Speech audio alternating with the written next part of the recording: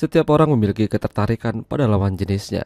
Namun hal itu akan susah untuk diwujudkan bersama jika salah satu di antara mereka sudah berkeluarga. Mereka mencari cara supaya bisa ketemuan hingga terjadilah sesuatu.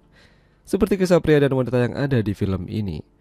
Film dengan judul The Obscure Spring yang dirilis pada tahun 2014 yang lalu ini akan menceritakan kisah mereka.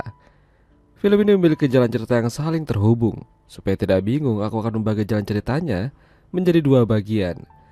Jadi kali ini aku akan membahas dari sisi wanita terlebih dahulu. Pria ini bernama Igor, bekerja di salah satu perusahaan menjadi tukang ledeng. Sementara ini adalah Pina, bekerja di satu perusahaan yang sama dengan Igor menjadi tukang penyaji kopi. Mereka memiliki ketertarikan satu sama lain. Kala itu mereka tidak sengaja ketemu di ruang kerjanya Igor, dan sepertinya mereka memiliki ketertarikan satu sama lain. Tentu saja mereka mencoba mengambil kesempatan di sela-sela pekerjaan. Namun sayangnya mereka tidak nyaman jika harus main di sana. Jadi mereka menyudahi kegiatan itu dan berencana ingin mencari tempat yang lebih baik. Kali pertama bertemu, Pina masih malu-malu dan tidak memberikan namanya pada Igor. Pina memiliki seorang anak bernama Lorenzo. Setiap hari dia akan mengantar jemput anaknya di sekolah. Kala itu sebelum pulang, guru memberitahukan murid-muridnya kalau 1 bulan lagi akan diadakan festival anak-anak sekolah dan akan diisi dengan sebuah drama dengan tema hewan. Lorenzo diminta untuk menjadi singa nantinya. Tentu saja dia sangat senang. Saat itu Lorenzo ikut temannya pulang ke rumah karena Pina akan datang terlambat. Jadi Pina menyusulnya dan membawanya pulang. Mereka tinggal di sebuah apartemen kecil. Pina dan suaminya telah lama bercerai, namun Lorenzo masih berkomunikasi dengan ayahnya. Dan sepertinya Pina tidak begitu menyukai ketika hal itu terjadi. Saat rumah sepi dan Lorenzo tidur, Pina punya kebiasaan yang unik. Dia melepaskan semua pakaiannya dan bersantai dengan rokoknya. Namun terkadang kegiatannya itu terganggu karena Lorenzo kini hampir tiap malam suka terbangun dan mencarinya. Hasilnya, Lorenzo kena omelan. Keesokan harinya Pina dan Igor kali itu sedang makan siang di kantin. Mereka saling tatap-tatapan. Sembari Pina memperlihatkan itunya. Seolah-olah dia memberikan kode dan mereka pun ketemuan di salah satu ruangan yang sepi dan ya udah bisa ketebak kalau mereka lagi ngapain. Namun lagi-lagi Igor tidak nyaman dan meminta mencari tempat yang lebih baik. Salah satunya adalah penginapan. Malam itu Igor memberanikan dirinya check-in di salah satu hotel dan menunggu Pina di sana. Dengan sabar ia menunggu. Sementara Pina mencoba mencari cara supaya dia bisa pergi dan beralasan pada anaknya. Jadi dia berbohong kalau dia akan pergi ke rumah tantenya yang lagi butuh bantuan. Kali itu sepertinya rencananya akan berhasil. Dia sudah senyum-senyum, namun tiba-tiba Lorenzo menelpon minta bantuan. Masalahnya sepele, dia tidak tahu di mana selai roti yang disimpan ibunya. Pina yang kesal mau gak mau kembali ke rumah. Namun pas sampai di sana, ternyata Lorenzo sudah mendapatkan selai roti dan menyantapnya sambil nonton TV. Pina kala itu merasa dikerjai oleh anaknya sendiri. Jadi malam itu pertemuannya dengan Igor gagal. Esok harinya Pina dan Igor ketemuan lagi di kerjaan. Pina minta maaf karena tadi malam dia benar-benar tidak bisa karena anaknya. Dia berjanji malam ini dia pasti bisa. Jadi kali ini Pina yang pergi duluan. Gantian Igor yang mencari-cari alasan pada istrinya supaya bisa menyusul Pina di sana. Malam itu Igor beralasan mau keluar cari cemilan, padahal kali itu istrinya yang bernama Flora tidak memperdulikannya. Namun bodohnya Igor malah iseng-iseng ngajak Flora. Hasilnya Flora mau ikut dan mereka pun malah nongkrong bersama di pinggir jalan. Igor ditelepon Pina berkali-kali namun dia tidak mengangkatnya.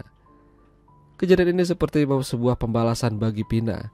Dan tentu saja malam itu lagi-lagi mereka gagal ketemuan.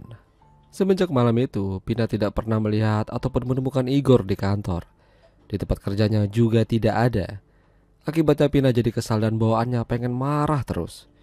Bahkan ketika dia dan anaknya sedang membeli kain untuk dibuat baju singa, dia juga masih aja terlihat kesal dan marah-marah pada penjualnya. Lorenzo yang melihat itu malah ketakutan dan pergi. Beruntung Pina masih bisa menemukan Lorenzo di sana. Jika tidak, bagaimana jadinya?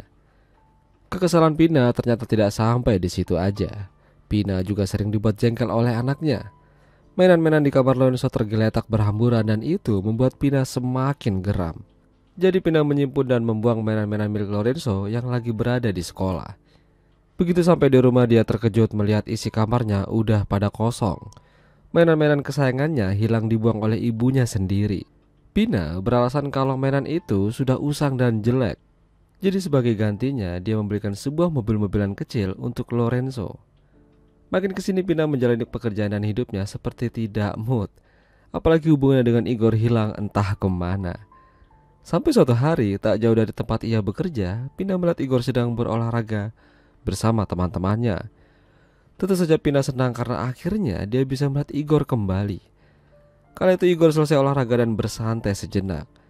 Melihat itu, Pina lantas mencoba menelponnya, namun sayang, Igor tidak menjawab. Apa yang sebenarnya terjadi padanya? Apakah dia masih marah karena Pina tidak datang saat diajak ke hotel? Kekesalan Pina tidak sampai di situ. Saat itu Lorenzo mendatanginya sambil mengatakan kalau mobil-mobilannya telah hilang, terjatuh di suatu tempat. Pina yang berusaha mencarinya, namun hasilnya nihil. Belum lagi saat pulang, Lorenzo meminta dibuatkan pancake namun tidak dihabiskan. Lagi-lagi kelakuan anaknya itu membuat Pina jadi kesal dan mulai menunjukkan amarahnya. Namun perlahan-lahan Pina mulai sadar kalau apa yang ia lakukan ini tidak berguna. Anaknya masih belum mengerti apa-apa. Namun sayangnya perlakuan Pina pada Lorenzo membuat anaknya itu jadi agak sedikit trauma dan mungkin ada rasa kesal. Lorenzo mulai terlihat merenggut dan tidak ingin dipegang rambutnya. Meskipun begitu, Pina tidak ingin sang anak membenci dirinya. Dan akhirnya dia selesai membuatkan baju singa untuk festival dan itu sangat membuat Lorenzo senang. Dia menyukainya. Beberapa hari kemudian Lorenzo mengenakan baju singa buatan ibunya.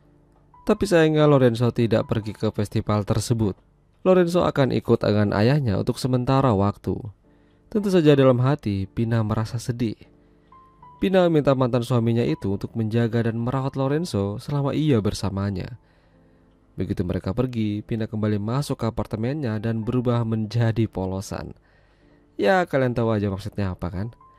Dan ternyata tak lama Igor datang lalu mereka pun melakukan apa yang sudah mereka impikan sejak lama. Tidak ada siapa-siapa yang akan mengganggunya. Mereka bebas. Tapi, apakah dengan begitu hidup mereka akan bahagia?